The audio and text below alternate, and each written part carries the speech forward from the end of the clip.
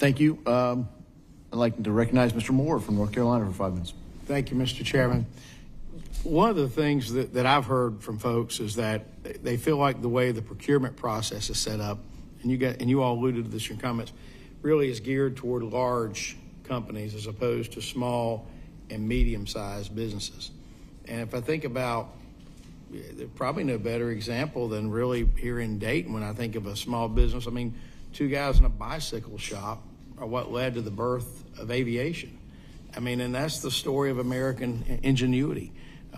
And if you look at how small and medium-sized businesses can be more nimble and agile and dealing with market changes and other things, obviously capitalization and financing, the challenge, Mr. Faxon, you mentioned earlier. I just wonder, any suggestions as guys who are in the trenches of ways that the process can be improved in terms of the procurement and ways to really take advantage of this amazing, uniquely American thing that we have in terms of the small and medium-sized business? I think, frankly, that's one of the advantages we have over China and other places. Any suggestions on how we change that to fully utilize that? And you both are welcome to respond. So. Yeah, thank you for that. I think a couple of things, I referred to this in my testimony as well. I think the first is, FAR 15 contracts can be very complex, lots of flow down requirements. It requires, in some places, a lot of systems to be put in place before you can start.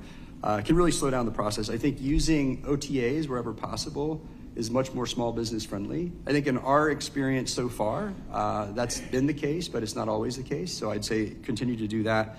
The other big one is if there's a way to reduce cost share, I think it absolutely makes sense. You want companies to have skin in the game as well, right? You don't want them just to be gambling with government dollars. But right now, I think on average, Beehive's cost share on its programs is between 50 and 80%, right? And so again, these are still large investments. I mean, Beehive's invested over $300 million to date. There's not a lot of companies that can do that, not a lot of small businesses that can raise $300 million to put ourselves in the position we're in. So I think from my perspective, those are the two big ones. Also, I think for a new small business, the process is pretty complex.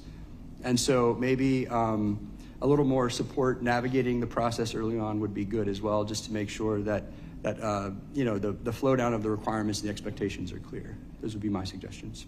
Okay. Thank you. Mr. Faxon. I think from a bureaucratic standpoint, I wouldn't have any really strong input. What I would think is there are a lot of people out there that if the DPA committee did a search for key capabilities and targeted the mid to small sized businesses, get out and go see them. Take people with enough authority and understanding to make an evaluation on the spot. Give them a checkbook, give them authority, get in front of the people, have a discussion, evaluate them quickly face to face, size up the companies, see what they can do, ask them, bring them into the fold, go see them. I think that would be my encouragement to it. It's not a meeting that we all leave here and go to our different worlds. Go see them, solicit them, bring them in, show them the path to be able to do what they want. There's many Americans out there today that are highly talented, work 12, 15-hour days if given the chance and the avenue. I think going out to see them, eye to eye, that would be my suggestion. And then in terms of doing that, so a small company develops, for example, the prototype. Ms. Fawn, you mentioned about the 3D printing that can be done, but it sounds like maybe the capitalization to take that prototype, which is needed, into full ramp production. All right, what are you seeing that's working along those lines right now, and where do you see where there's still the shortcomings specifically at that level? Yeah, I think in our specific case, I think DPA and OSD were very creative in finding a way to support what we're trying to do. So typically, Title III dollars are really for capacity expansion.